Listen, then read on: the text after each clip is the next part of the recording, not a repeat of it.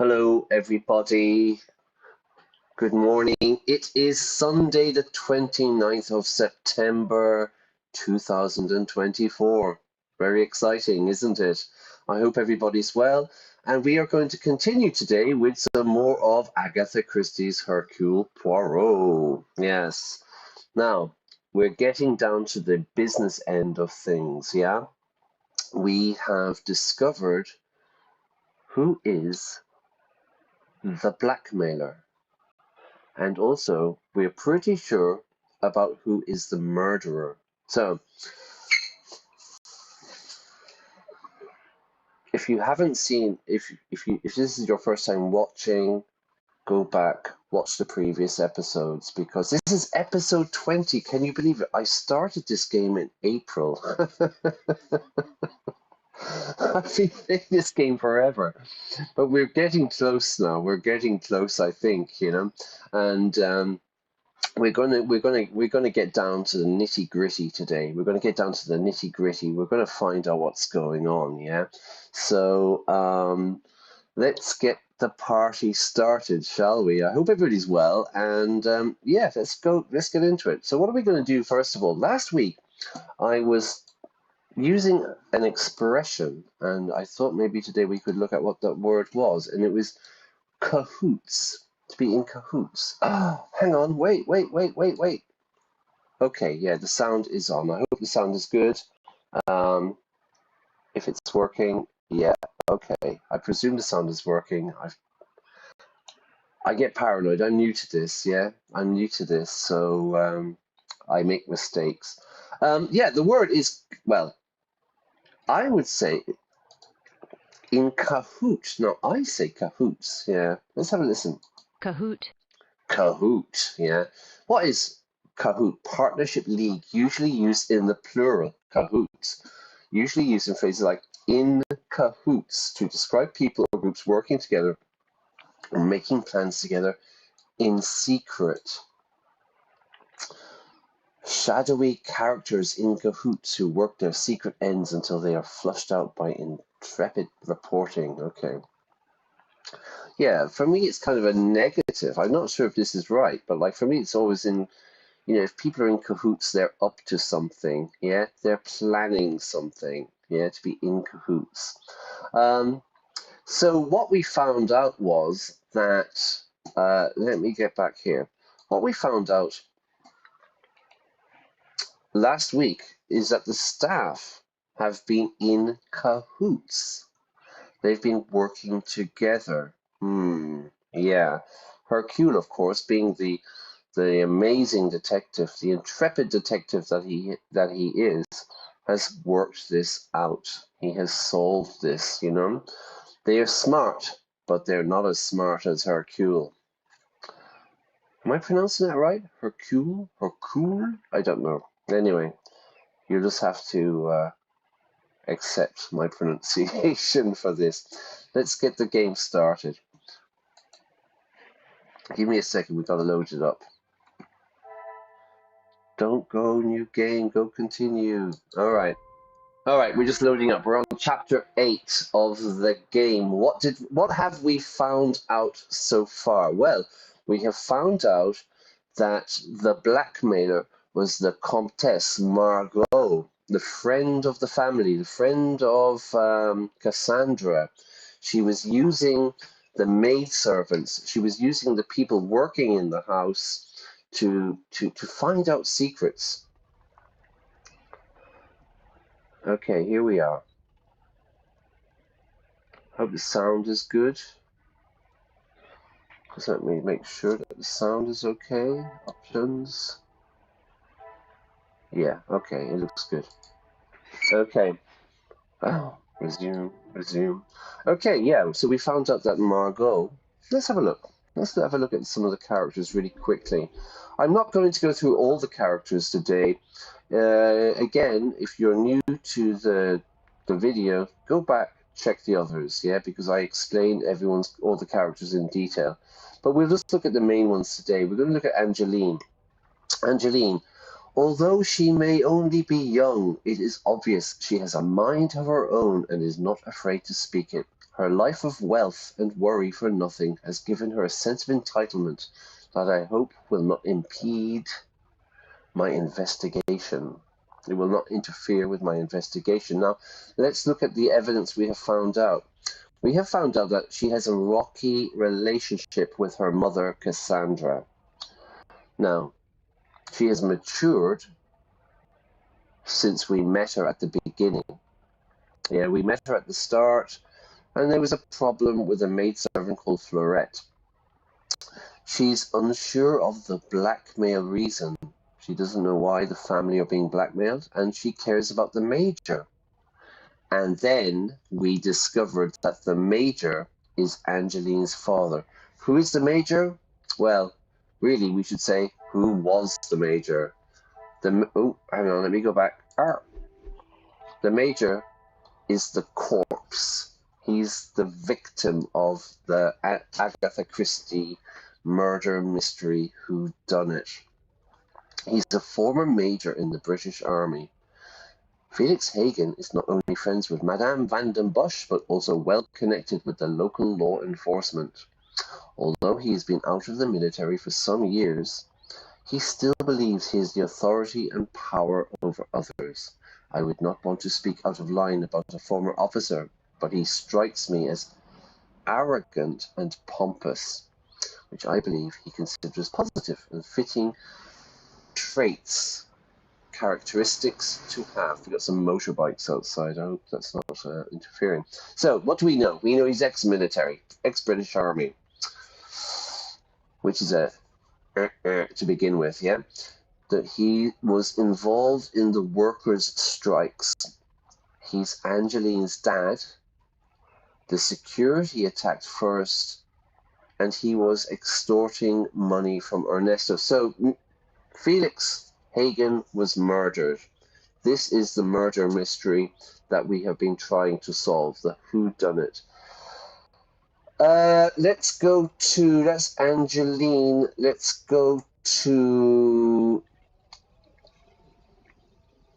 Archibald. Now, who is Archibald? He's the butler, a friendly, well-experienced butler who has been with the Van den Bosch family for several years. He takes pride in his work, his appearance, and the house. He considers himself to be the father figure, or himself the father figure to the other young staff of the house, and I believe he would do anything for them. Okay, now what do we know? He's stressed. He's stressed out. He received a call for the major. Now, he stole from the major. To steal from, there was a preposition there, to steal from. What did he steal? He stole a war medal. And he staged the phone call to cover for Elizabeth. To cover, to make an alibi, to create a story. Elizabeth, let's check her out. Well, Mademoiselle Elizabeth is a young, well-mannered girl that obviously cares a great deal about her friend and fellow member of the staff, Florette. She's happy and optimistic, and I believe may be of great help in my investigation. Well, actually, she's a lot of help, everybody. Why?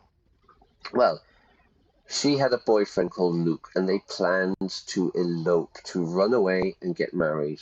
But unfortunately, Luke died. He passed away.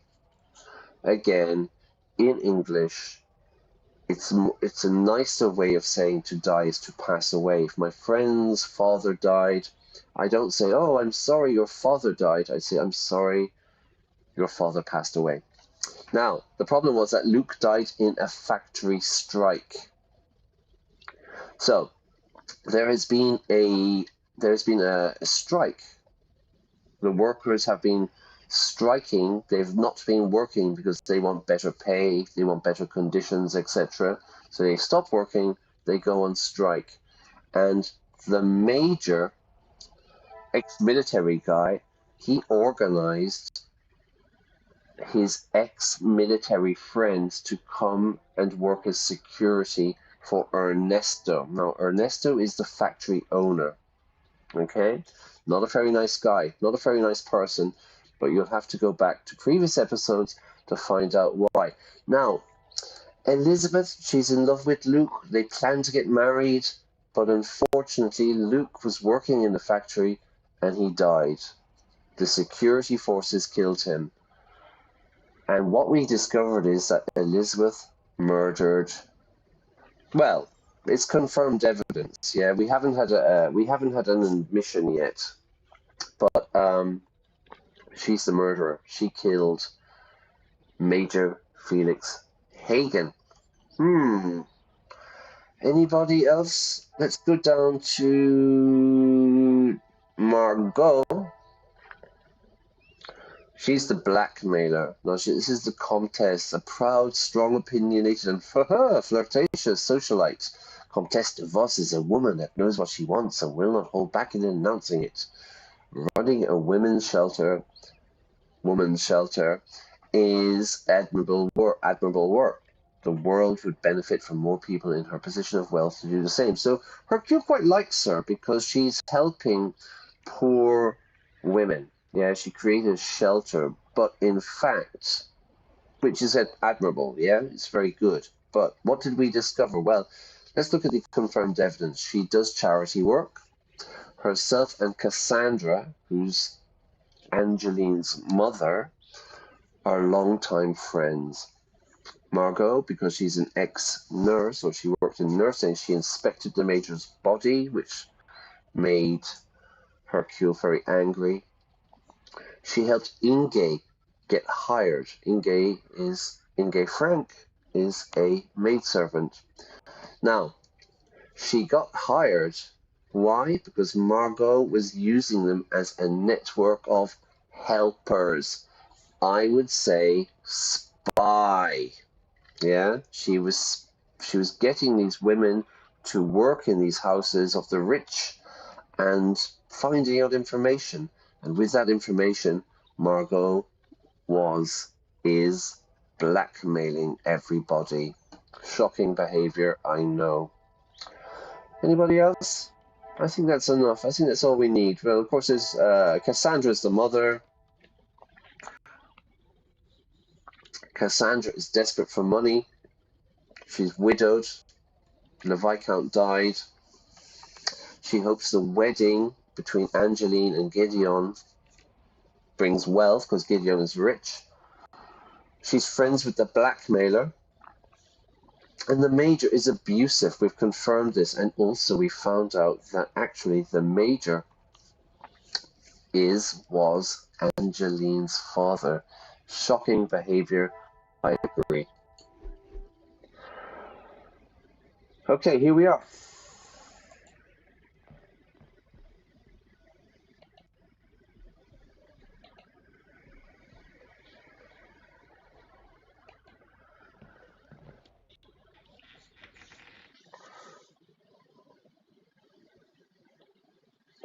Now, if you remember the end of the last episode, there was noise. There was a lot of noise going on upstairs.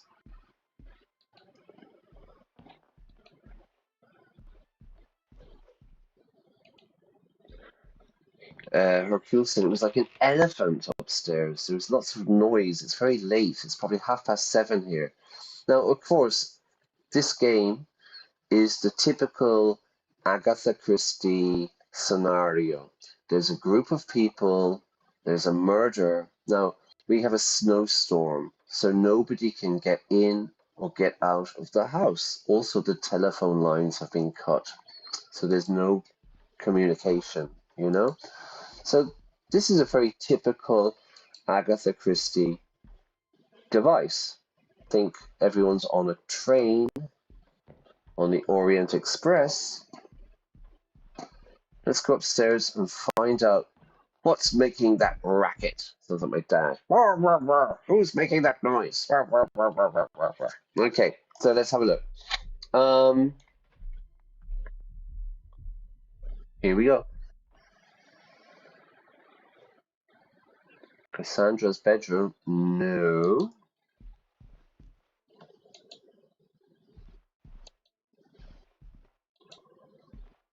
Very nice house, isn't it?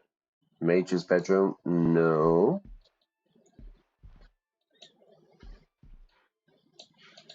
Where are we going? Over here? Hey, storeroom.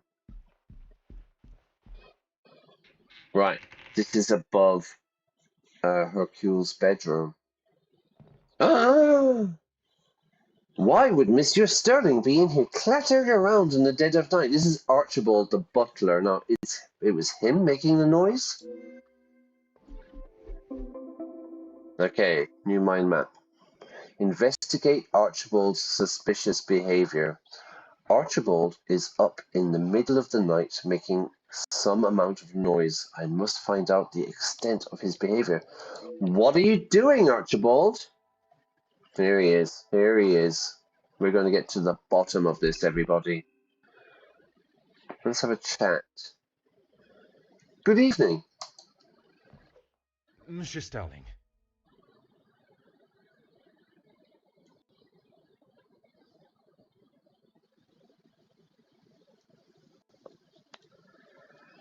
Oh, detective. I Oh, was just... detective. What were you just doing, Archibald? Please, I eagerly await to hear what reason you give for being in the storage room at this hour.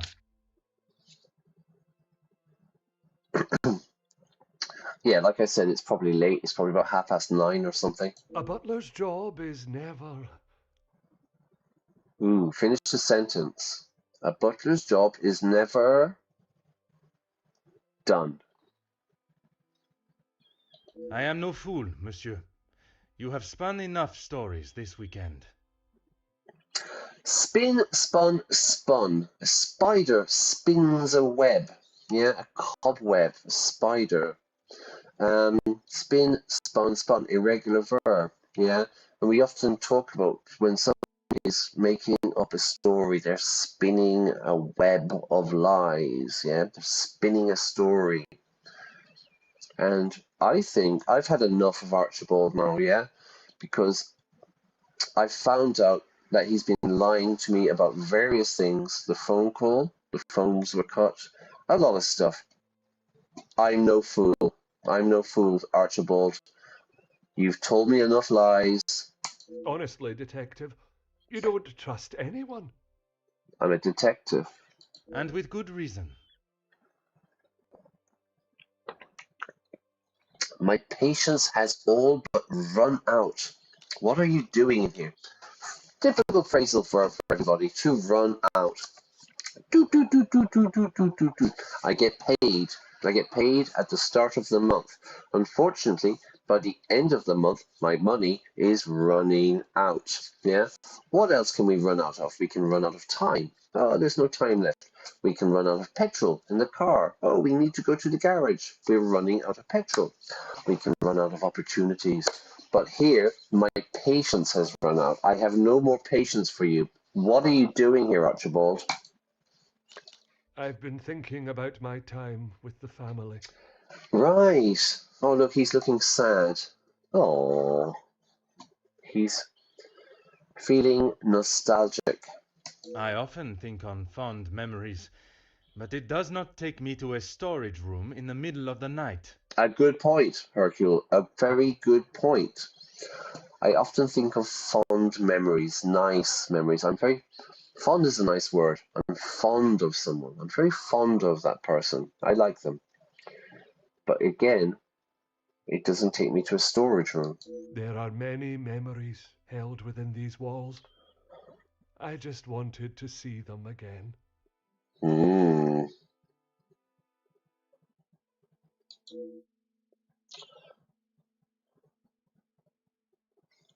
Bianca violin, spin, spun, spun, and hey, hey. Very good. Spin the webs, yeah? Spin a web. Okay, good. Hi, Bianca violin. How are you? I like the emojis there as well, yeah? Mr. Sterling sounds as though he has plans on leaving the house. Okay. It sounds as though you are moving furniture. You've done nothing but deceive and abuse your position. Both you and Mademoiselle risked your freedom to help Elizabeth? I think we're going to go here. He said it sounded like an elephant. Yeah, he was making so much noise. I didn't realize the noise I was making. Hazemaker in the house from Kadikoi. We're going to get to the bottom of this, Andy. This is like episode 20. I've been playing this game since April.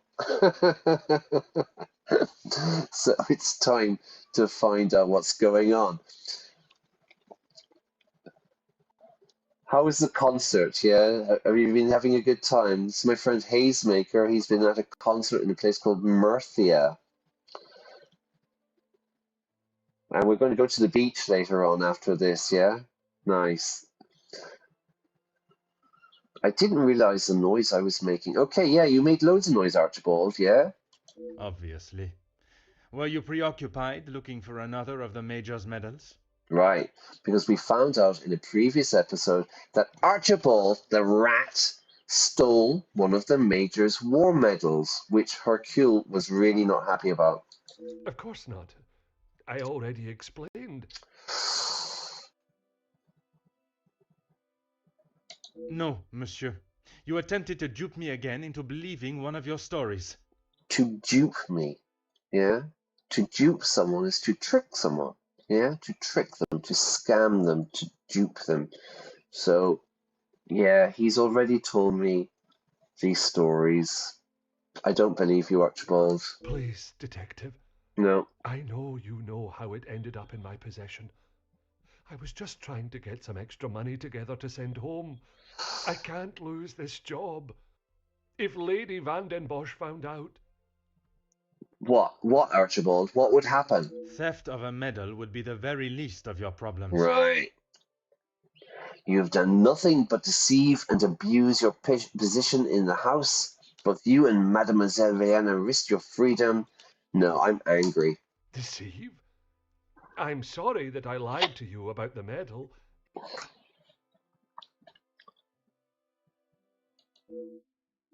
Even when confronted, Monsieur Sterling still remains steadfast and refused to acknowledge what he has done. Steadfast, resolute, he's not changing his position. Would you care to explain the fake telephone call? It was purely for my benefit, no? Right. So, Archibald pretended to be on the telephone. There was a phone call for the Major, but in fact, we found out later that the telephone lines were cut all week. He made it up, and it was all to trick our boy Hercule. Why would I fake a telephone call? Archibald, don't do this. Don't make me do this, Archibald.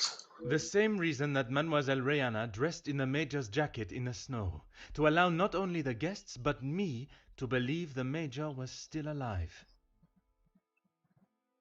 They're all in cahoots. Like I said at the beginning of the lesson, they're all working together. All the staff, they're all in cahoots. I didn't kill him, detective. No, Archibald, you didn't kill him. I know, monsieur. But I also know that you helped the one that did to cover their tracks. To cover their tracks, yeah? To hide the evidence, yeah? To cover your tracks. I eat the chocolate cake, nom, nom, nom, nom, nom, nom, nom, and then I wash my face so that all the chocolate is gone to cover my tracks. It wasn't like that. We were just trying to help. She had no part in it. Both you and Mademoiselle Rihanna risk your freedom to help Elizabeth? You never let on. How long have you known it was her? Monsieur, I am Detective Hercule Poirot. I only show my hand when I deem it necessary. To show your hand in cards, yeah? You keep your cards close to your chest, yeah? You keep the information close, but then maybe you show your cards when you're ready. It's a royal flush, everybody. Only when I deem it necessary. You will be taking her away then. Oh yeah, off to Australia, prison ship. She will stand trial for what she has done. But you don't know the full story. She is just a servant in this house. If she is arrested, that will be the end for her. If she is arrested, that will be the end for her. First conditional there, everybody. If she is arrested, if plus present simple, will. It's the future. It's the future conditional. If we arrest her now, she'll be sent to Australia on a prison ship. If Mademoiselle was only protecting herself, as you both have claimed, she will surely be found innocent. Oh no, wait. No, she won't be sent to Australia because that was only the English that did that to people, yeah? We're in France or Belgium or somewhere. They never did that. Okay, if Mademoiselle was only protecting herself, as you both claim, she will be found innocent. You have still not explained what you're doing in here, Archibald. The Major's military storage box. Oh. The one that stored his medals. Amongst other things, yes. Other things? And those other things are? I had to protect her. If you found it when searching the study, you would have carted her off then and there. To cart someone off. I don't know how you'd use it. Usually it's with prison, isn't it? Like that. Oh, the guy got carted off to jail. The police carted him off, yeah? Whatever it is you have hidden, it will not remain that way for much longer. Yeah, Archibald. Monsieur Sterling is obviously hiding something. I should perhaps conduct my search for it instead of relying on his cryptic messages. He's not being straight with me. He's not being direct. Okay, let's have a look. I need a moment. Yeah, stay where you are, Archibald. Don't move. Now, we're in a storage room. I can see a brush, a broom, some paintings. Looks like a coat hanger. What's over here? Anything? Oh. Okay, we need to go in here. We need to go into the mind map.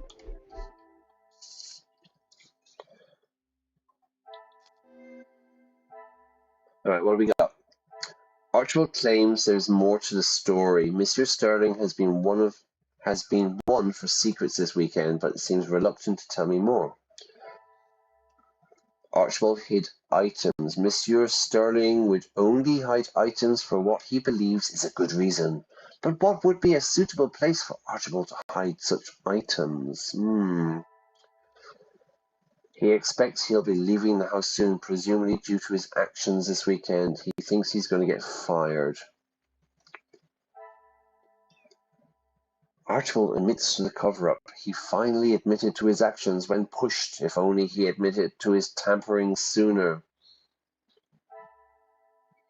Archibald was taking medals for extra money. The family finances have clearly led the staff to doing what it takes to ensure their own wealth.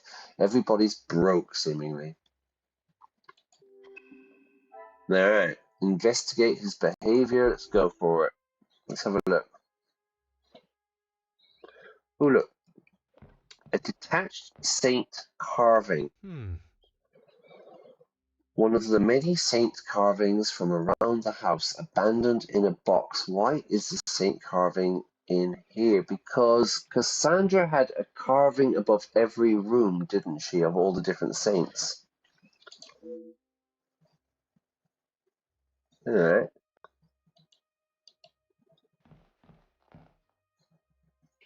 Telescope.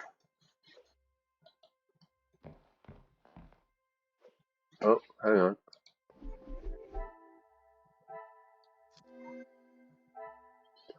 Okay.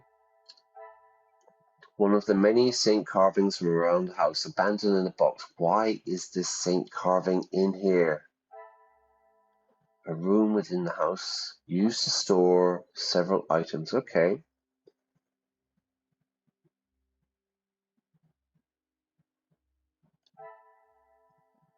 Van de Bosch secrets may be in the hidden room. So we've heard this rumor of a secret room. If there is somewhere in this house where a secret lies, it will surely be found in the hidden room. And we have this I should not be surprised by my own skills of deduction. carving. No, I should not be surprised. Correct. The detached carving may relate to a door in this room that would explain Archibald's presence. Ooh, the secret room, everybody. The detached carving may relate to a door. This would explain. Okay, yeah, we've done that. Anything else? All right.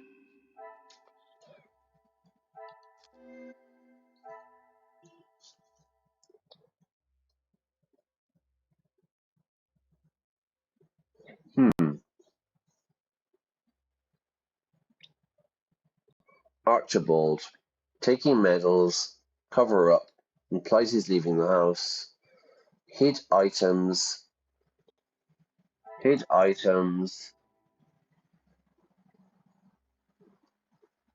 Detached carving, secret room. Another success. I never doubted myself. Good. All right.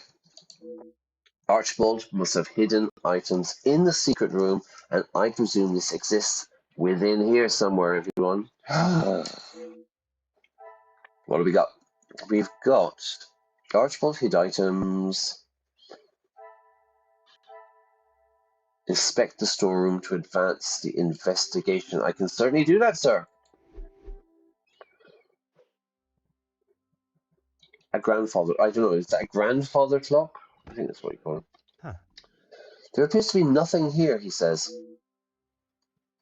It's a bit of reported speech there. He said, nothing appears to be here. Don't do that, Brian.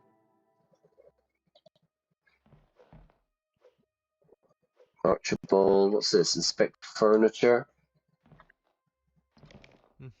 There appears to be nothing here. Okay, that's good. Oh, the books. Paintings. Inspect furniture. Oh! Aha! A hidden room. It seems there are more secrets in this house to discover. All right. Hey, Kitty. How's it going? Come say hello.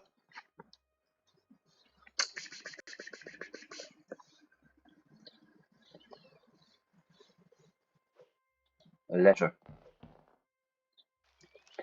The last will and testament of the late Viscount. It seems he truly loved Angeline. So this was Cassandra's father, who she believed was her dad, but in fact it was the major, the dead major, who had an affair with Cassandra and is actually her father.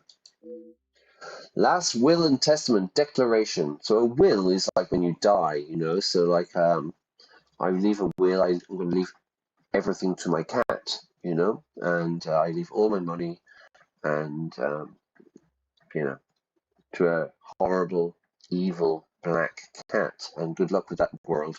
Okay, the last will and testament declaration. I declare that I, Viscount Edwin van den Bosch, am of sound mind. I am not crazy. This last will expresses my wishes without undue influence or duress, so I'm not being extorted or anything like that. Article 1. In the event of my death, I hereby appoint my wife, Cassandra van den Bosch, as the executor of the Van den Bosch estate, and I leave the remaining wealth held in the Van den Bosch name to my only daughter, Angeline van den Bosch. Any outstanding... Now, listen to the pronunciation here, everyone. Debt. We don't pronounce the B. If I owe money to the bank, I am in debt. Think of it as D-E-T, to be in debt. So any outstanding bills, debts, expenses of my last illness, funeral expenses, and administration costs are to be paid from the Van den Bosch account at the National Bank of Belgium. To my daughter Angeline, you are the apple of my eye and the brightest star in the sky. Never allow your light to fade for even a moment. It's a really nice expression, to be the apple of my eye. Somebody I really love, yeah? Like, you know, it's typical, the mother with the baby, she says, oh, you are the apple of my eye. I have no idea of the etymology of it or anything. I don't know why we say the apple of my eye, but anyway, it's a nice expression. To my wife Cassandra, thank you for the many joyous years. We have laughed, ha ha, we have loved, ooh, and we have brought the most precious of gifts into this world together. I trust that you will protect her and prepare her for a future full of opportunity and hope. Viscount Edward van der Bosch, Monsieur Victor Rougeau. Okay, it's getting very French there. I can't pronounce it.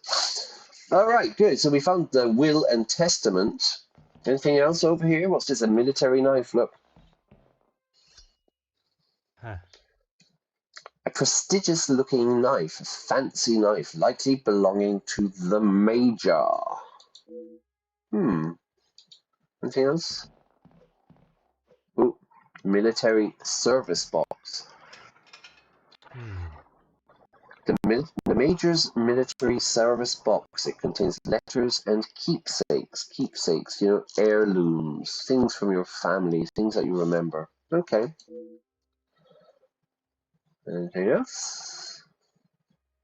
Ooh. Okay. Is that right? Have I done it? Oh. Okay. Good. Thank you. Expensive lighter. A lighter. Oh. An expensive look. A lighter, everybody. Yeah? So, in Spanish people say, do you have fire? They want a light. But in English, we say, do you have a light? Yeah? Do you have a light? Rather than, do you have fire? And then the thing is a lighter. An expensive-looking lighter. It looks to have, unfortunately, been through a war. There's a bit of a joke there, I think. Come, my little grey cells, I believe we already know something about this mystery.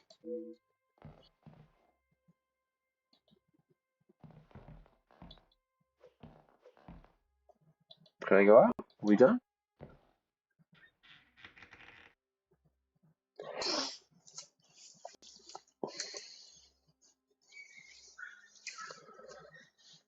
Now, he's staying exactly where I told him, yeah? Good. Good, Archibald.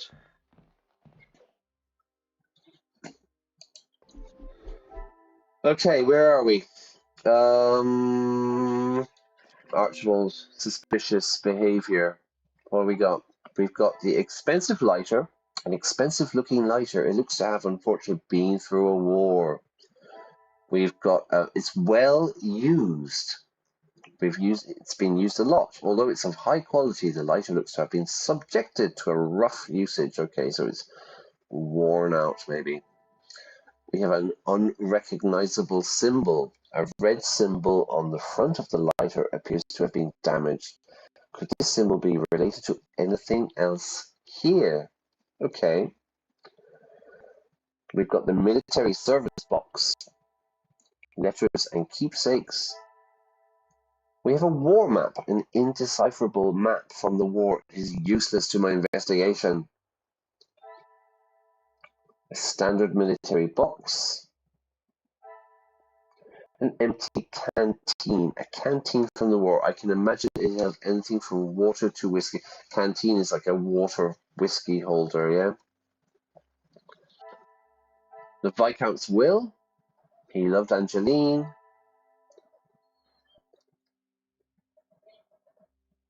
He left belongings to Angeline.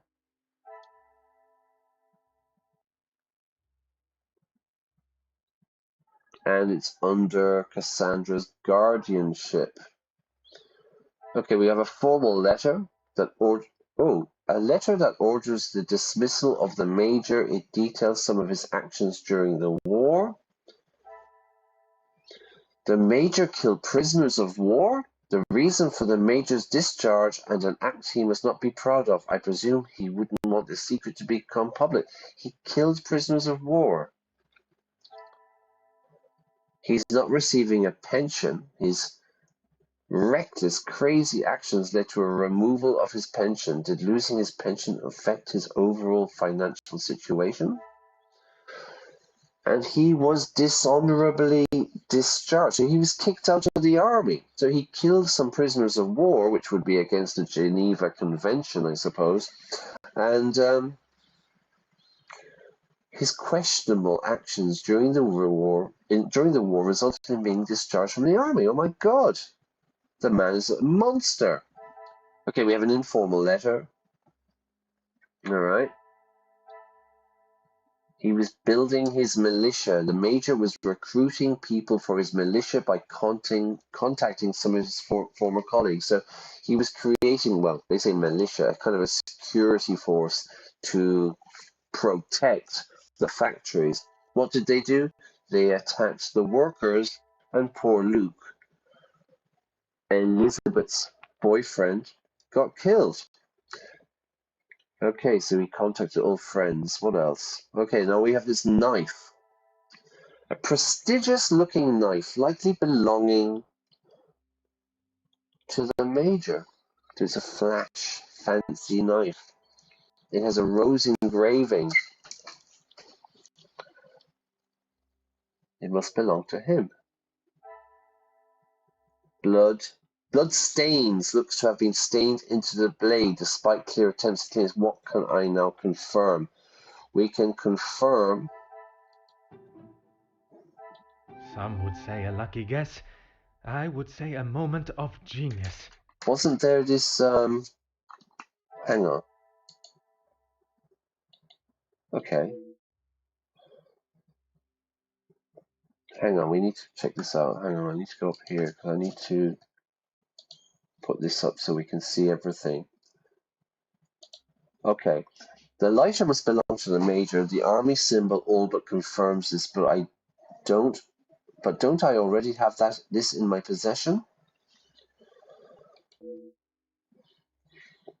So we have the military lighter.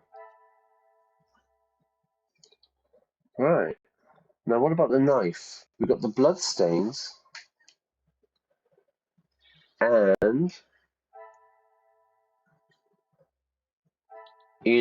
are you thinking what I'm thinking? Are you thinking what I'm thinking? Yep. I think we found the murder weapon, everybody. The murder weapon has been found. Elizabeth must have used this in the study. Oh my God. We're getting close, everyone. I can smell victory. Okay.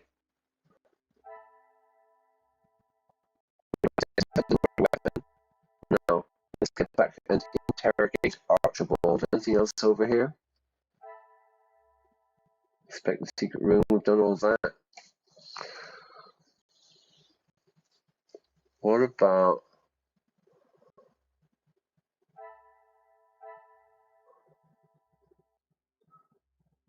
the major's lighter? Yeah. Things are beginning to become clearer. Things beginning to look clearer. Sorry, I need to have a quick smoke, everyone, so I'm just turning off the camera.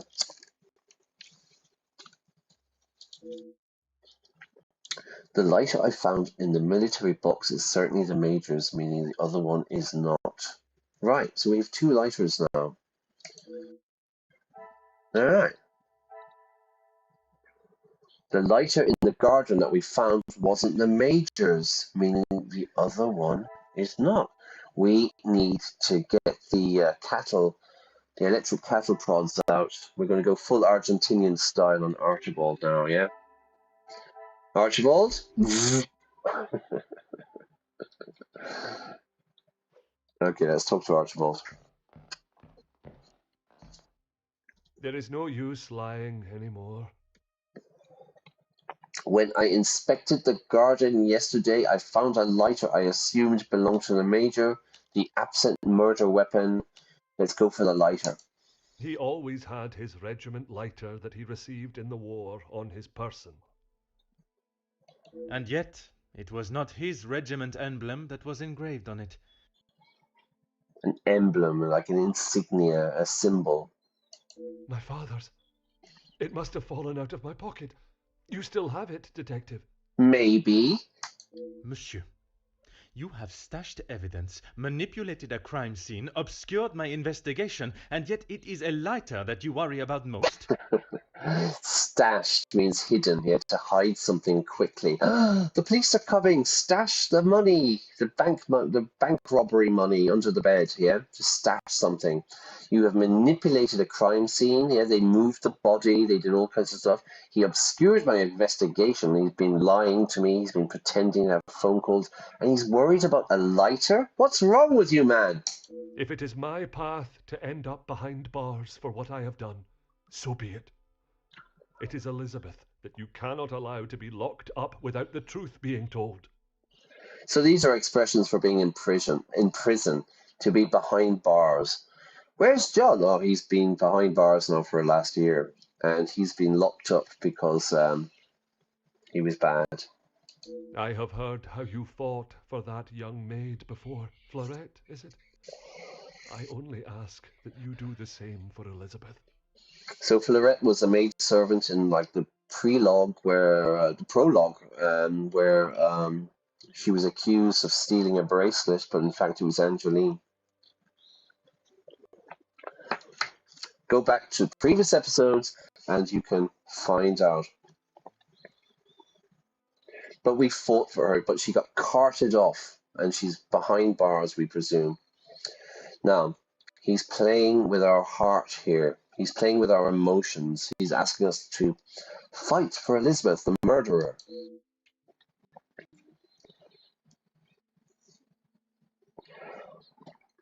Although the cases differ greatly in severity, i.e. stealing a bracelet and murder, I can see the similarities in how Mademoiselle Elizabeth will be treated by those in positions of authority or social standing, even before she is tried, even before she goes to court. Basically, they're poor people. They're not going to get any justice. It is my oath, it's my promise. As an officer of the law to uphold justice and fairness, Mademoiselle must be given a chance to prove her innocence before the courts as any other suspect. Let's talk about weapons, Archibald. You found it? Maybe. Even the secret area that has been created here is not concealed enough to stop Detective Hercule Poirot. Ha ha! I couldn't just leave it at the scene for you to find. The Major was killed by his own knife. The knife that protected his life during the war would eventually be the one that ended it. Isn't it ironic? Like a fly in your Chardonnay, as... What was her name? Who sang that song from Canada? It was in his holster when he attacked her. He had hold of her arm. What else was she meant to use to get him off of her? It was in his holster when he attacked her. He had hold of her arm. What else was she meant to get him off her? So he's saying that the Major attacked Elizabeth? I cannot imagine the Major would have given his knife up easily. She must have been in close proximity to reach it. Perhaps he did attack her, as she claims. She didn't plan any of it, Detective. She was only defending herself. Self-defense. That is what Mademoiselle told you? She did, and I believe her. You think you knew the Major, but you had no idea. He was a monster and had more secrets than all of us combined. Secrets, everybody. He was a monster. That may be true, but that does not excuse what she has done. Right. Even monsters don't deserve to be murdered. Put yourself in her shoes for a minute. If a man like that had attacked me the way he did Lizzie, I would have done a lot worse to him. Look, he's looking angry. He's looking angry. Mademoiselle Elizabeth has told Monsieur Sterling a version of the events that suggests she was attacked by the Major. I struggle to believe, I find it hard to believe that she would make such a story up. To make up a story, to invent a story. But then, I also did not believe she could do such a thing as commit murder. So to make up a story, I'm late for work, I arrive at the office late, I say, oh, sorry I'm late, the traffic was terrible, yeah? I was late, owing to the traffic. owing to. It's a nice phrase. Another way of saying something. It's a synonym of because. Yeah, I was late owing to traffic, but in fact, I just slept in. I didn't wake up. I made up a story. I need a moment. I need a moment. I need a moment. Don't you move, Archibald. You stay exactly right there. I need to think. It'd be quite strange if he was doing that, wouldn't it? Let's have a look. What do we got? The lighter from the garden belongs to Archibald. Okay. So we found that lighter outside. We thought it was the Major's. Archibald was in the garden. Monsieur Sterling was in the garden on the night of the murder. He would only be out in that weather to hide or collect something. Which one was it? Because, to hide or collect something. Because it's like a snowstorm, everybody, so it's like really bad weather. Anything else?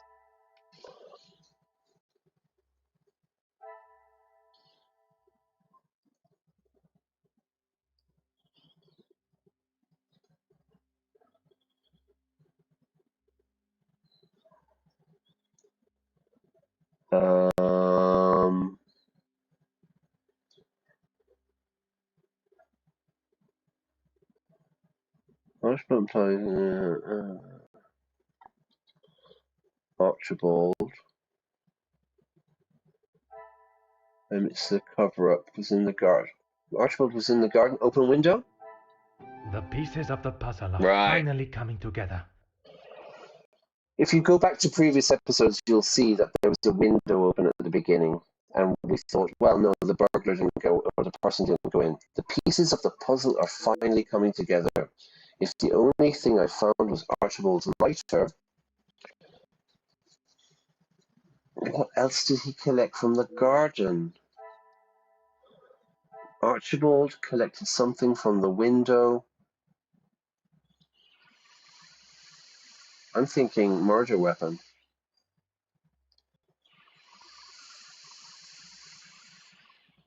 Archibald collected something. Murder weapon? Is there something I am not seeing? Oh. I see. He collected something, and here. Magnifique. Fantastic! Magnifique! Archibald dropped the murder weapon from the window, then he collected it, and then he hid it in the secret room. Oh my god, this guy is involved, yeah? He's in cahoots, everybody. And again, let's go and have a little chat. Now, what's this? Investigate the murder.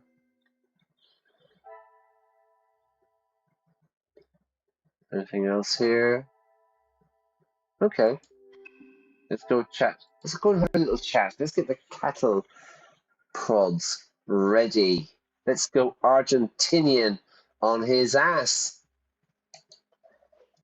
There is no use lying anymore. It was you that I saw in the garden that night. When you asked me yesterday about seeing someone out there, I thought the game was up. I thought the game was up. The game is up. It means I've been found out. I've been caught. The game's up. That does not explain what you were doing out there. Okay, that does not explain what you were doing out there, Archibald. When Lizzie took me to the study, the knife was still in the Major's chest, and I knew I had to get rid of it. I dropped it out of the window, knowing no one would be going outside. It was fine for the time being, but I couldn't risk it being found when the snow melted. When Lizzie took me to the study, the knife was still in the Major's chest. I knew I had to get rid of it, to get rid of something, like the TV is broken, what shall I do with it? Get rid of it, throw it away, get rid of it. I dropped it out of the window, knowing no one would be going outside because of the snow. It was fine for the time being. Temporary. It was a stopgap measure, everyone, a temporary solution. Imagine my roof is leaking. It's been a lot of rain, and my roof is leaking. Drip, drip, drip, drip. Now I can go and get like a bucket or something underneath the water, yeah, and that is a solution for the time being. It's a stopgap measure. It's a temporary solution. The reality is I need to get a plumber in, or I need to get someone to fix it. But for the moment, it's a temporary solution. But I couldn't risk it being found when the snow melted next spring. So you collected it under the cover of darkness and stowed it away in here where you thought no one would find it. To stow something away is to hide. You hid it where you thought nobody would find it, in the secret room. After your questioning in the pantry, I knew you were onto something, and I couldn't leave it here.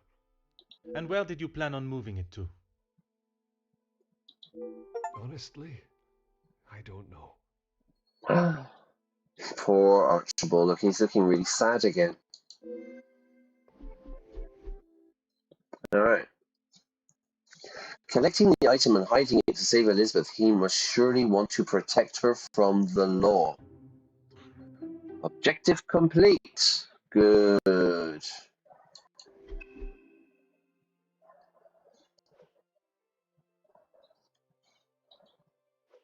There is no use lying anymore. I have one last question. Why what? Why I would risk everything to help Lizzie? That's right. Exactement. Exactly. Because she is family. If you were in that position, you would do the same. I can assure you, monsieur, that I would not. I am Hercule Poirot, and I follow the law. Then perhaps that says something about you, detective. I would do anything for her, for any of my staff. All right. Even if it means crossing the boundaries of the law. Breaking the law, breaking the law. Without question. The lengths that Monsieur Sterling would go to protect someone he considers family is admirable. But when those lengths break the very laws that are in place to protect the innocent, they cannot be ignored.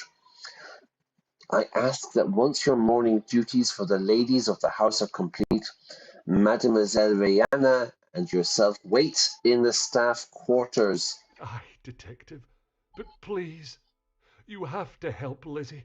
It was all an accident.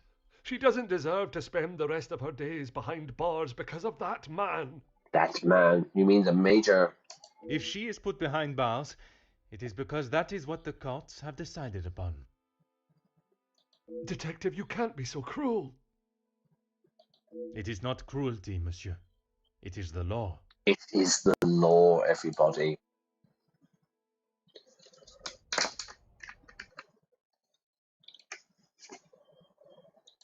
Wow, a lot of stuff happening there, yeah? We've interrogated Archibald, yeah? We've had a chat. We've discovered some information. Archibald is up to his neck in guilt, yeah? He's definitely party to the whole murder. And as we can see from Hercule follows the law. So, a lot of stuff happening here. We found the murder weapon. We've identified the murder weapon.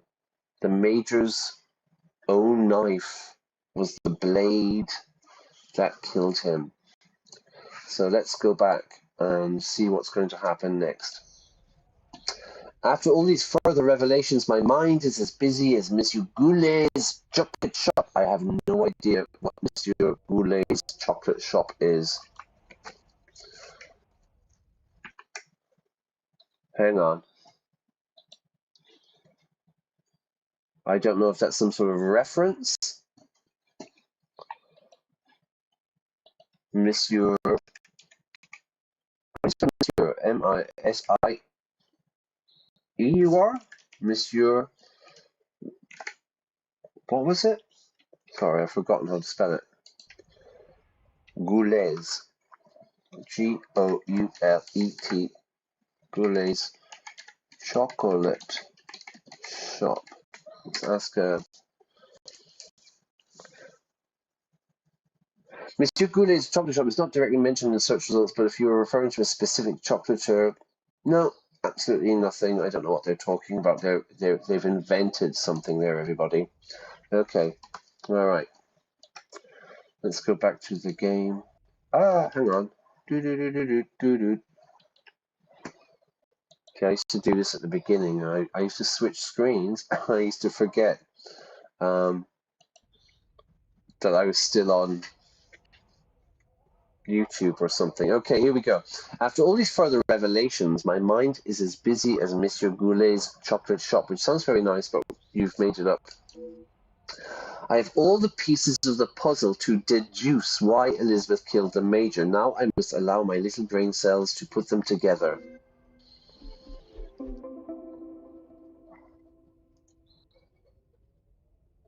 After finding those documents in the hidden room, things are starting to fall into place as to why Elizabeth may have killed him.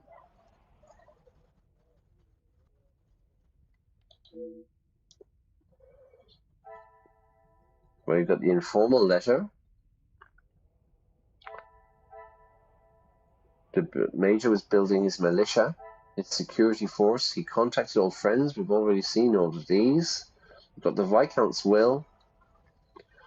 We've got, he left his belongings. He left stuff to Angeline. It's under the guardianship of Cassandra. Military service box with the keepsakes, the souvenirs. We've got the war map. We've already done this, haven't we? Canteens, blackmail letter. He's not receiving a pension. He was dishonorably discharged. There's a formal letter. And he was killing prisoners of war.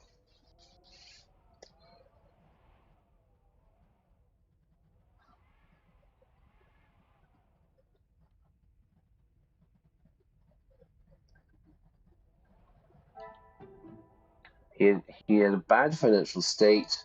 I must act on thought and fact, Okay. not on impulse. All right. Try that again. So he had money problems. Another success. He wasn't receiving a I never doubted pension myself. because he got discharged, dishonorably discharged, because, you know, killing people. The Major's financial struggles must have left him in need of a source of income. Who could the Major have turned to in his time of need?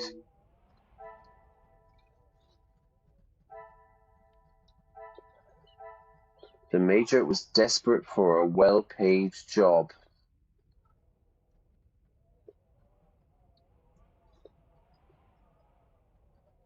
Yeah. And so, Ernesto, What a revelation! the factory owner, was paying him, and he was actually extorting him. What a revelation! The Major needed a job to go ahead. It was the only way to guarantee money in his pocket. What could he do to ensure the job would be complete? He needed to ensure the job was done.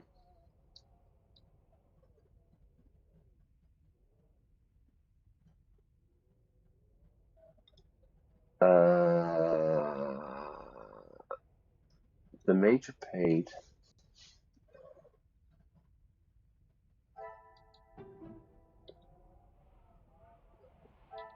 The pieces of the puzzle are finally coming together.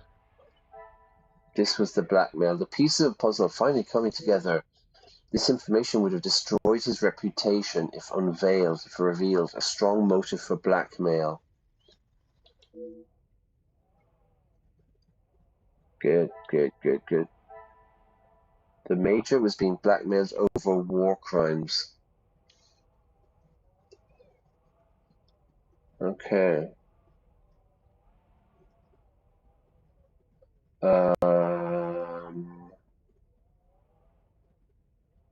What else? Well,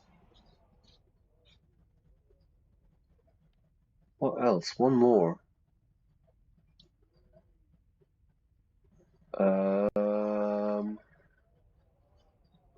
Bit here? Order and method. No. That is the way to solve the problem.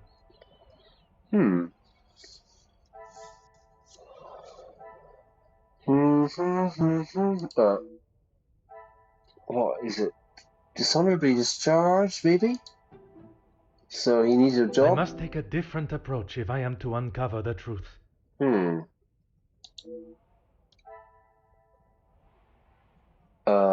Security.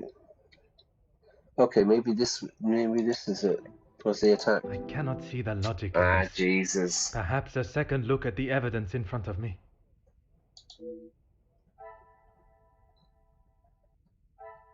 So the security attacked.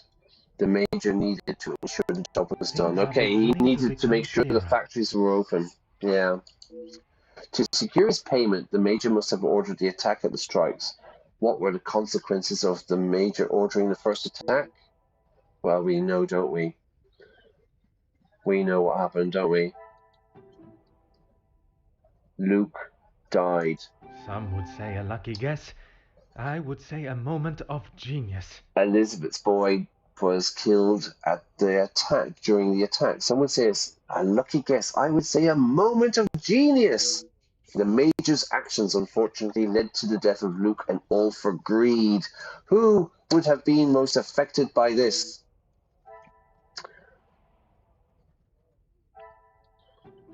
We're going straight down to Elizabeth.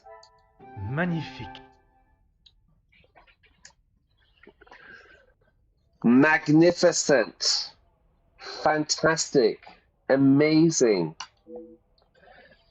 Elizabeth has probably lost more than anyone else involved. She may have sought her revenge. Seek, sought, you know, so she may have looked for revenge. Elizabeth doesn't seem like the vengeful type, but all signs are pointing to her seeking revenge for her beloved Luke.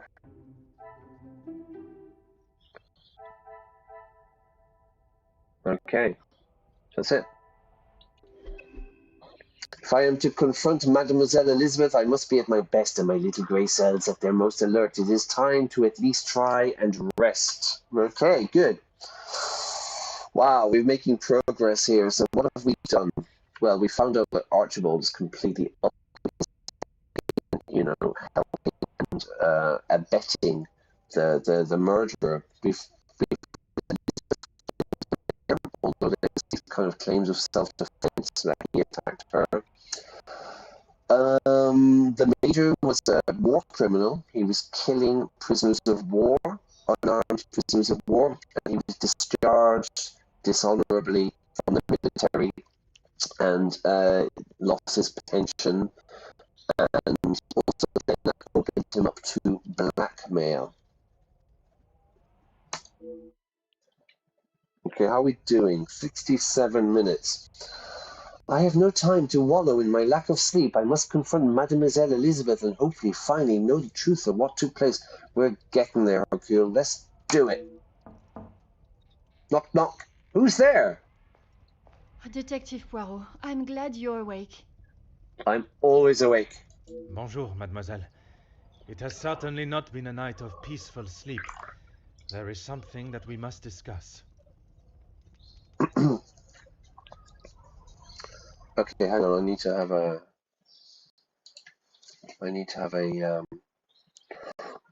something I can't do online, so on stream. So I need to go and do that for a minute. Okay, where were we? Bonjour, mademoiselle. It has certainly not been a night of peaceful sleep. There is something that we must discuss. Please, detective, I'm not sure I can take any more surprises like last night. I'm afraid this may be the most upsetting of them all. You have found Felix's killer, haven't you? I have. And the guilty party will certainly come as a shock. I take no great pleasure in telling you this, Angeline. Detective, please. It was Mademoiselle Elizabeth that was behind the Major's death. Oh my God. Elizabeth? You must be mistaken. Right. Elizabeth could not do such a thing. She wouldn't. She couldn't do such a thing. I assure you I am not. It is something I spent much of last night deliberating. When you spoke of the telephone lines being out of order, it made me question the conversation. I thought I Hang on, I'm back, everybody. had. When you spoke of the telephone lines being out of order, it made me question the conversation I thought I had heard Mr. Sterling make with the Major before connecting the call to him. Mr. Sterling is Archibald, the butler, yeah? He pretended that there was a phone call. But it hasn't been working all weekend. Exactly. Exactement, mademoiselle. That is when I knew I had once again been lied to. Once again, they're all lying to me. On my way to speaking with Mr. Sterling and Mademoiselle Rihanna, I met Elizabeth. Were you not woken last night by the tremendous amount of noise coming from the storage room? Right, we met Lizzie, and she was meant stressed to be out. resting in the staff quarters. She has not been well. No, she hasn't been well at all. Racked with guilt, I would suggest. I am afraid that was yet another lie, orchestrated to keep her from incriminating herself. Oh, wow. Why would you think that, Detective? I only managed a few words with her before we were quite abruptly interrupted by Monsieur Sterling. Right. I must admit, he has a habit of speaking over the other staff. It was much more than merely disturbing our conversation. It was done with the intention to prevent Mademoiselle saying something that she should not. So, Elizabeth killed Felix, and then Archibald helped her cover it up? To cover it up, to hide the evidence, yeah, to cover up. It's a cover-up, you know? In its simplest form, oui. I have heard it directly from the horse's mouth. Ooh, from the horse's mouth. This is an idiomatic expression we use in English. I heard it from the horse's mouth. Strange expression. I don't know the etymology of it. I don't know why we say it. But it means I heard it directly.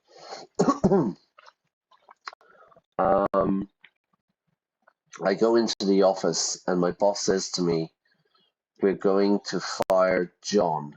And I say, "What?" And my boss says, "Yeah." So I go out and I'm talking to Maria and I say, "Maria, they're going to fire John." And she says, "How do you know?" And I say, "I heard it from the horse's mouth. I heard it directly from the boss." Yeah. So this is an expression when you hear some kind of news directly, not anecdotes, not second-hand information, but from the person involved. I heard it from the horse's mouth. It's a nice expression. Okay, let's go back. Are we in the game? Yeah, okay. I heard it directly from the horse's mouth. You have spoken with Elizabeth already? Did she admit to it? Not Elizabeth, but Monsieur Sterling. So not exactly the horse's mouth, to be honest with you. It's not Elizabeth saying like, "Oh yeah, I did it." It was actually, yeah, it was Archibald. Were you not woken last night by the elephants stampeding in the storage room? What were you doing in there, Detective?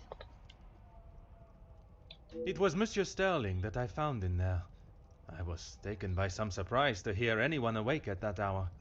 Right, it was 8:30 in the evening and somebody was stamping around in the storage room. Very, very late. What on earth was he doing?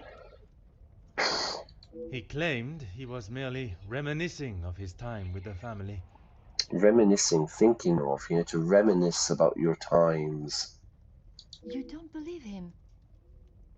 It did not take long for me to uncover the truth of why he was there, and the location of the Major's murder weapon. Yeah, right. We found the weapon. Did you know of the hidden area within the storage room, Angeline? Hidden area? Yeah, a secret room. A room that held all of the Major's secrets. Ooh. I had no idea. Did you discover the reason for his blackmail? I did. Were you aware he was dishonorably discharged from the army? He was kicked out. Dishonorably? What does that mean? He was a bad boy. I will not hide the truth from mademoiselle, but I will try and be as delicate as possible with the news of the major's prior actions. I am sure you are aware of Monsieur Zachariah's troubles he faces from his times in the war. So, Zach is the brother of Gideon. It seems he likes a drink or two, you know? But then we found out that he has what we call now PTSD because he was a medic in the war, and in this game they call it shell shock, you know? They call it shell shock, which would be the old word of just soldiers and explosions, and you go a little bit mad, or I guess you get depressed or whatever, you know, you have mental health issues. Post-traumatic stress disorder. So I'm sure you're aware of Zach's PTSD from his time in the war. He's a bit disturbed by it all. Yes, Gideon told me about the conversation you had. It is really quite upsetting. Zachariah was adamant of the Major's cruelty during the war, but the extent was not known until now. He killed a number of prisoners, men that were friends of Zachariah. Surely not. He would not do such a thing. They must have been trying to escape. I am afraid not. They were in fact unarmed. He killed them in cold blood. Yeah, in cold blood. Oh, detective. It is the reason he was discharged, denied his military pension, and I believe the reason he fled England. He fled to flee, to escape, to run away. The bank robbers fled the scene of the crime. Not exactly a word we use, really. I fled. But often you see it like this. He had to flee, to escape quickly. He had been such an important part of my life for so long, but I feel like I hardly knew him. He's your father, Angeline, but you don't know that yet. Monsieur Sterling was adamant of Mademoiselle Elizabeth's innocence. Innocence? You said it was she that killed him. It was her hand that held the knife, but he was quite insistent it happened in self-defense.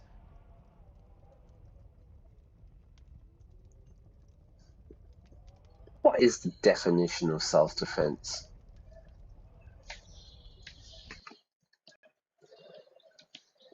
What is this definition? Like, if someone says to me, Brian, I'm going to kill you, right?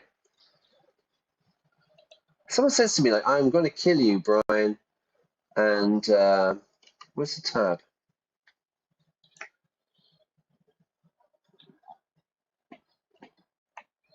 Someone says, like, I'm going to kill you, and then, like, I'm walking down the street and I see that person and I just shoot them. Bang! Is that self-defense? Or do they have to attack me first?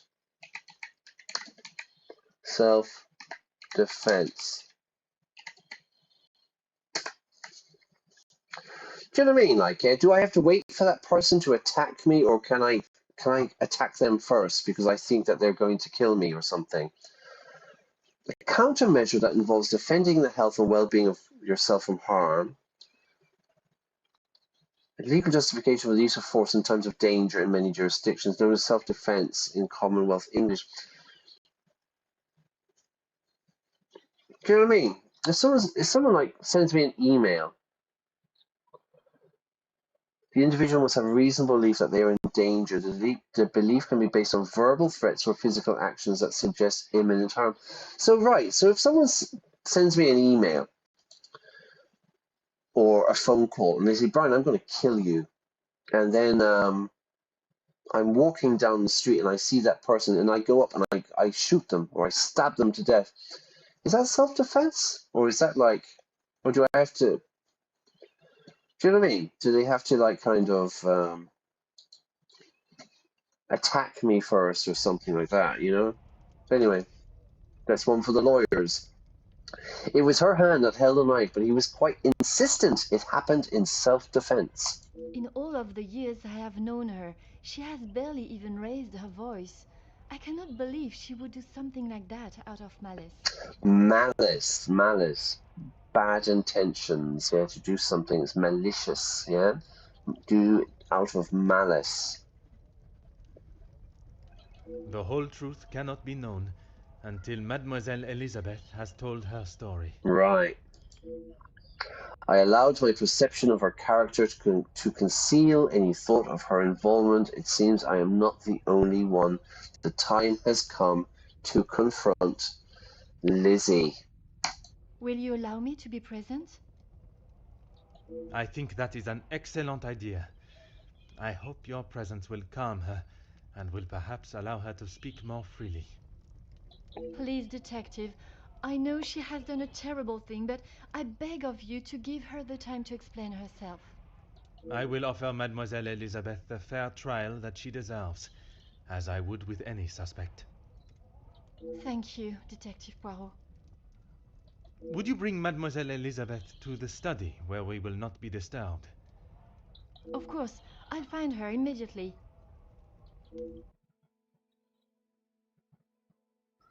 Okay. I believe what Monsieur Sterling has already told me about the events that occurred between Mademoiselle Elizabeth and the Major.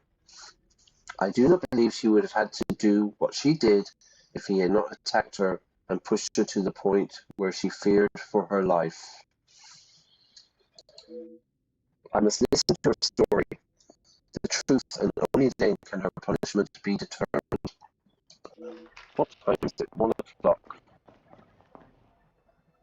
Mademoiselle Elizabeth, merci for joining us. Thank you for joining us. Merci is French for thank you.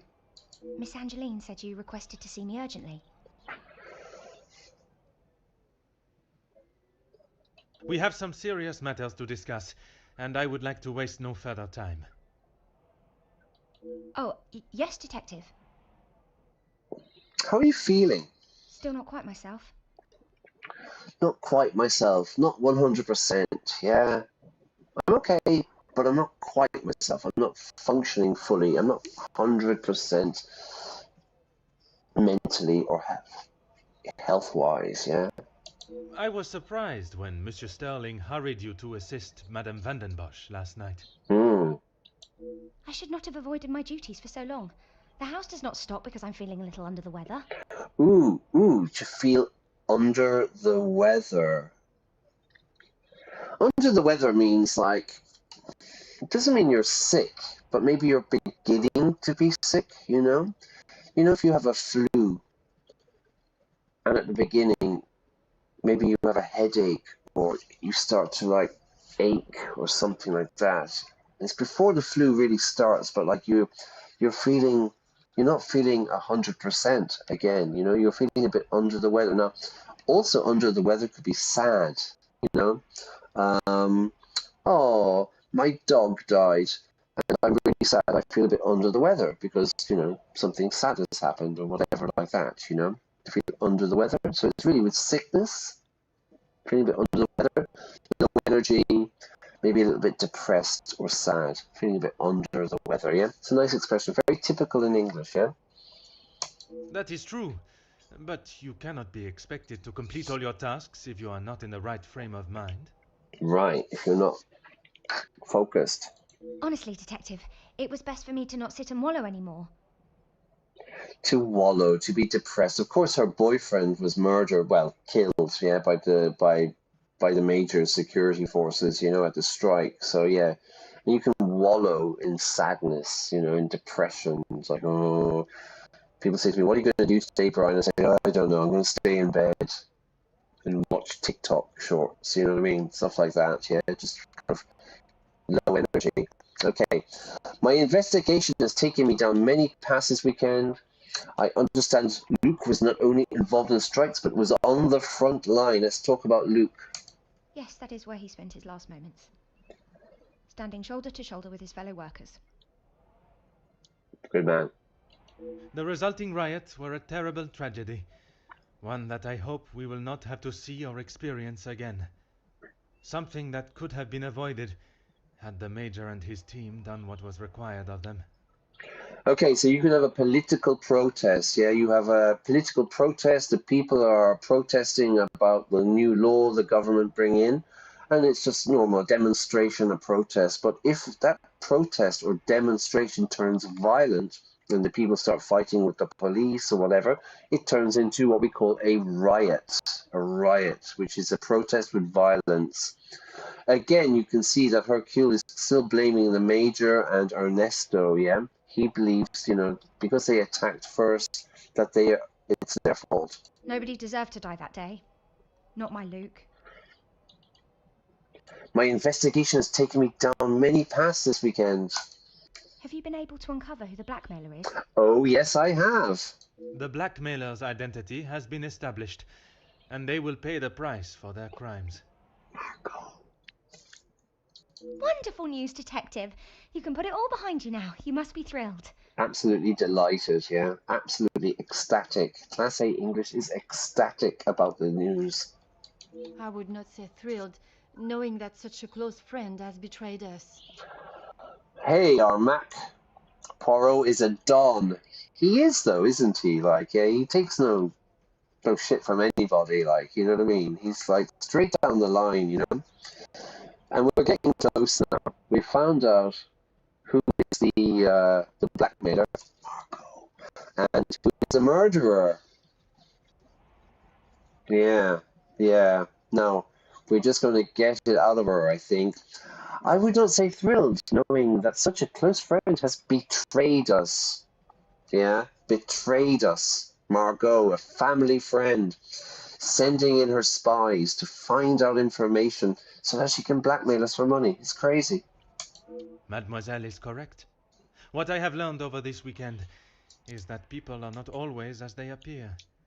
While they may give an impression of being a friend or ally, they can in fact be something completely different. And I think that is the lesson for today, everybody. If you take something away from this stream, it's this, yeah? People are not always as they appear. They may give the impression of being a friend or an ally, but in fact, it could be something completely different. Take that with you and run with it. And, what of the Major's killer? Ooh, I wonder, Elizabeth. I wonder about the Major's killer. Any ideas? Any suggestions? Well, mademoiselle, that is why I have asked you here now. Ooh, she's sweating. There's that film of sweat. Me? You want to ask me about questions? Okay, I posed a question to all of the guests, what their thoughts on the Major was. Now I extend that question to you. What do you reckon? What do you make of the Major? I'm not quite sure what you want me to say, Detective. I think you do, Elizabeth. Your honest opinion is all I ask, and, s'il te plaît, do not hold back. Don't hold back. Tell me everything. If necessary. Okay. We only spoke when there was something in the house to be done. We did not speak of interests or pastimes.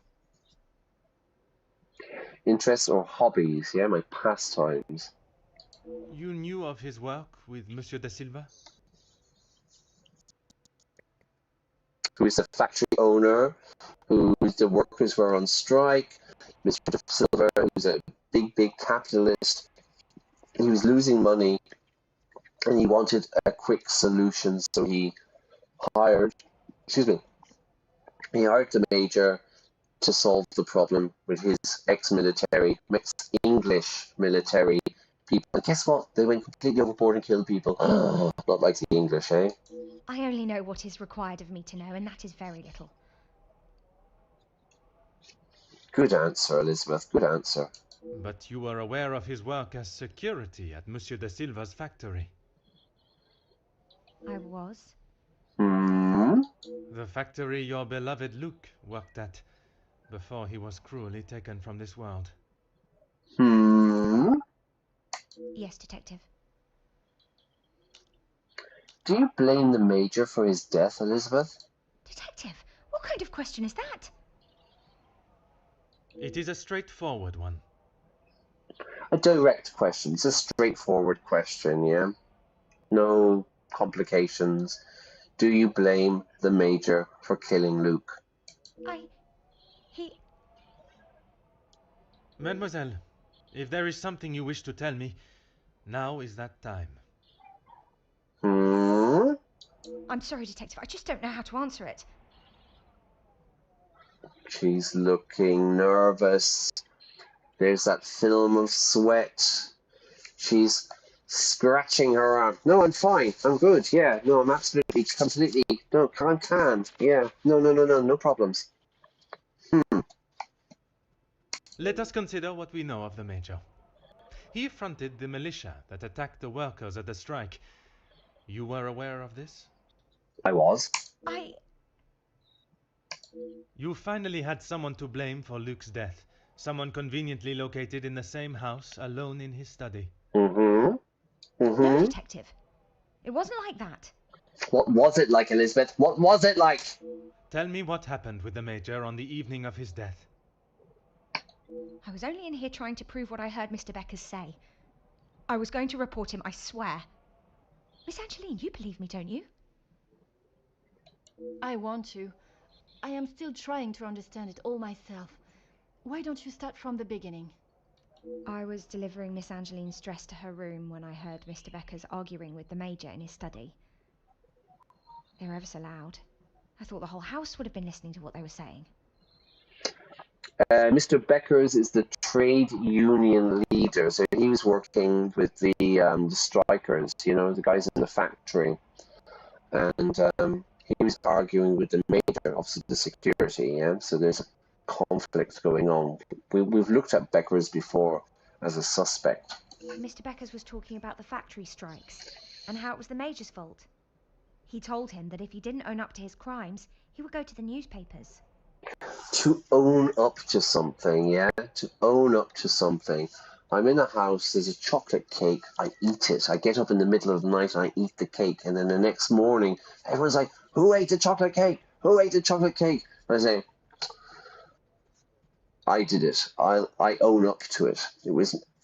I'm guilty. I'm guilty. I own up to eating the chocolate cake.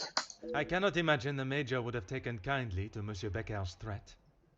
Right, so Becker said he was going to go to the newspapers. He didn't. He called him some rather uncouth names before Mr. Beckers left and went downstairs. I made sure to keep out of sight. Uncouth names, bad words, yeah? So they were swearing and cursing and saying bad words. Before he left, went downstairs, I made sure to keep out of sight. After the altercation between the Major and Master Gideon, you went to speak with him outside, and I thought I could look around his study without anyone knowing. I had to know for sure. If it was true, he deserved to be held accountable. Good. And did you find the proof you are looking for? I found a payment from Mr. De Silva, but there was nothing incriminating about that. I was so nervous. I felt like my heart was beating out of my chest. And then you saw the blackmail note. I recognized the writing on the envelope. I couldn't believe it. How could he do such a thing to Angeline? To the family that had taken him in? Common sense would determine the Major was another victim of the blackmailer. If I'd have used common sense, I wouldn't have been snooping around alone in his study in the first place. Common sense is just doing normal things. So being responsible, it's common sense not to touch fire. You know what I mean? It's things that we learn. We know something, it's common sense to do this or not to do that, yeah? So she's saying it would have been common sense not to have snuck, or sneaked. That might be British, American. British English snuck, American English sneaked, I'm not sure. But anyway, she went into the room, into the study, and that was kind of a dumb idea. I heard the footsteps in the room before I could move. The Major was standing in front of me, demanding to know why I was going through his belongings without permission. Why are you going through my belongings? Excuse, but nothing came out. And when he saw the letter in my hand, it was like Dr. Jekyll turning into Mr. Hyde. Oh, he went bad, everybody. He turned into Mr. Hyde. Dr. Jekyll was the good guy. Mr. Hyde was the bad guy, the evil one, wasn't he? I tried to move around him towards the door, but he hurled something towards me and it crashed against the wall. Look at his eyes. Look at his eyes. Look at the anger. Look at that mustache. That would explain the damage to the wall. Right. I froze. I have never been so scared in all my life. I thought he was going to kill me there and then. Mm-hmm. All right, so she's in fear of her life, yeah? Okay, but he does look angry, doesn't he? He's adopted a very aggressive pose. The mustache, you know what I mean? And you thought you would beat him to it. Go first. I thought you thought you'd go first, yeah? To do it first. Oh, Detective, you make it sound as though I had it all planned. Hmm. Premeditated. He lunged forward and grabbed me by the arm. I tried to push him away, but he was too strong. His grip just got tighter and tighter. To lunge towards someone. He grabbed me by the arm. I tried to push him away, but he was too strong. His grip got tighter and tighter. Poor Angeline, or poor Elizabeth. If only you had seen the look in his eyes, I dared not even scream. Right. The face of fury, everybody. The face of fury here. I saw the sheath on his belt. I didn't know what else to do. I didn't want to hurt him, but he wouldn't let go of me. Stab him, Elizabeth, stab him! So you took your opportunity to put an end to it all. I just wanted to get him off me. I didn't want to hurt him. I reached for it and I jabbed it at him. His grip instantly loosened and I ran straight out the door and didn't look back. Jab, she stabbed him, yeah, to stab. Right, so she ran away, she didn't look back. You did not even look to see what state you had left him in? She had just been attacked, Detective. Oui, please. Continuez. Continue means continue in English. I ran down to the pantry looking for Rahana. She took one look at me and knew something was wrong. I explained to her what had happened and she went to find Archie. She said he would know what to do. Right, Archibald. We went back to the study and he was still lying there, motionless. Without motion, yeah? Lifeless. Archie said that no one would believe me. That if someone like me killed someone like him, I would be sent straight to the gallows. He left the letter so you would find it. He said that if people knew what the Major was really like, then they wouldn't care what happened to him. Ooh, look at this word. Archibald said no one would believe me that if someone like me, a poor, normal, working class person, killed a posh, upper class person like him, I would be sent straight to the gallows. He left a letter so you would find it. He said that if people knew what the Major was really like, then they wouldn't care what happened to him. The gallows. Let's look at this word. The gallows. The gallows is the word for, like, to get hung. Yeah, to get hung. Like in the past, to execute someone, to hang them. Yeah, to hang a person. But the construction is the gallows. Let me show you something. I come from the west of Ireland, right? So I grew up in the west of Ireland. I'm going to show you now. Hang on. All right, so I grew up in a town called Ennis, which is in the west of Ireland. Hang on. Right, here we are. There's Ennis. Yeah, it's a small town, west of Ireland. You can see here. Hang on, when it works. Whee. You can see there's like Dublin over here, and there's Cork down here, Limerick and Galway. It's quite a small town, but it's kind of big for the area, you know what I mean? Big for the part of Ireland that it is, because Ireland is very small. Now, if I go here, look, there's an area, there's a neighborhood. Look at this, yeah? There's an area in Ennis, in my town, called Gallows Hill. Gallows Hill, everybody. I wonder what used to happen there. What a strange name for an area.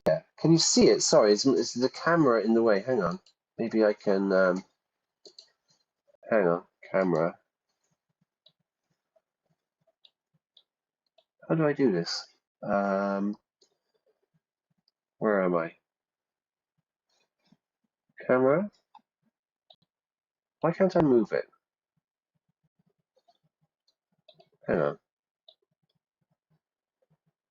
Okay, you can see it there. I'm just going to move it really quickly, yeah? Gallows Hill in Ennis, yeah? What a strange name for a neighborhood. Hang on, if I turn off the camera, right? Yeah, there you go. Yeah, where do you live? I live in Gallows Hill, everybody, yeah? Gallows Hill, where people used to get hung. What a strange name. Yeah, I live on Death Row Street. I live on Gallows Hill. I live on Lethal Injection Lane. It's a really weird name. I don't know what the history is, but I've got some suspicions about who was doing the hanging, if you know what I mean. But anyway, yeah, Gallows Hill. All right, so Elizabeth thinks they would send her straight to the gallows, that she would be getting hung if they thought she did the murder. So I am to believe that it was Monsieur Sterling and Mademoiselle Rihanna that cleaned the scene and orchestrated a plan that included a fake telephone call and dressing as the Major so that he may be seen. You had nothing to do with that. Right, let's look at this. So I am to believe that it was Monsieur Archibald and Rihanna that cleaned the scene, okay, the body, orchestrated a plan that included a fake telephone call, that was Archibald pretending to talk to someone, and dressing as the Major, they stole the clothes so that he may be seen. And you had nothing to do with that, Elizabeth? Tell me the truth. I swear I had no idea that is what they had done. Archie just told me to stay out of sight. I am no master criminal. They're all in cahoots, everybody. Then Monsieur Sterling and Mademoiselle Rihanna will be charged for obstruction of justice and impeding my investigation. Right. So they didn't do the murder, but they've been involved, they've been hiding stuff, they've been helping Elizabeth, and they've been hindering my investigation. Please, detective, they were only trying to help me. Oh no.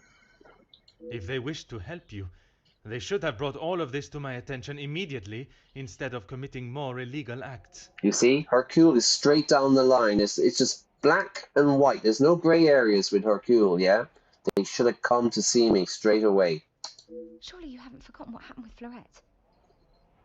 She was only accused of stealing a bracelet. Fleurette. God, they don't stop going on about Fleurette, do they? Yeah, you... Look. What? It is a day I have not forgotten, mademoiselle. She admitted it. Even for a moment. She admitted it. Without your help, I don't stand a chance. Please, Detective Poirot, you are the only one that can help me. Oh, Elizabeth, why didn't you come to me? Because you're a completely entitled, rich woman who doesn't give a shit about the workers. I didn't think you would believe me. I felt so guilty. And when it was announced yesterday that he was a victim of the blackmailer, I wanted to tell you everything. I came to find you last night, Detective, but Archie stopped me. Right. I'm sorry.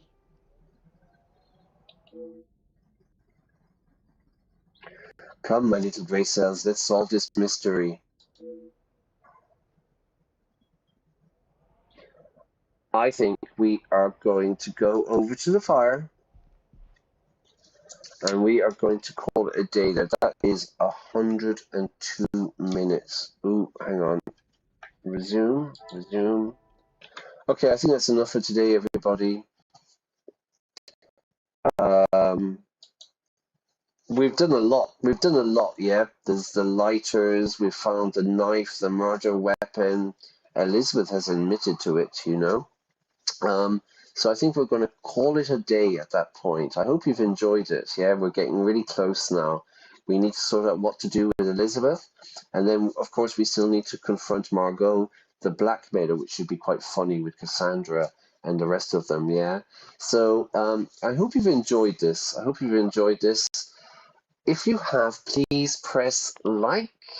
Please subscribe. It's a really small channel. What I'm doing is I'm trying to play video games, but like story-driven games to help explain vocabulary. Yeah, it's basically to build English learners' vocabulary. You know what I mean? There's idioms, there's all these expressions that we can look at. You know, and try to do it in a fun way. So I hope you're enjoying it. Please subscribe. Please like the video. What else? I'm going to go and have some food now. And then I'm going to meet my friend Hazemaker, who's visiting from England. And we're going to go to the beach. We're going to go to San Juan Beach, a really, really nice beach here in Alicante, and we can chill out for the afternoon. I hope you're well. I hope you're enjoying the Sunday. It's just 1:15 here, so there's plenty of the day left. Wherever you are, whenever you're watching this, have a good day, have a good evening, have a good night, and we will continue this next Sunday. And we're really close. We're really, really close to solving the whole mystery, the whole situation. We're to get to the bottom of it, to get to the bottom of everything. What's going to happen? I don't really know. I mean, Elizabeth does seem kind of innocent. It does seem like self-defense, doesn't it? You know what I mean? But I'm sure, as with all Agatha Christie's, there'll be some more twists in the plot before we're finished. So anyway, take it easy. Have a nice weekend. Have a great week. I'll see you all next time. And again, please like and subscribe. Take care.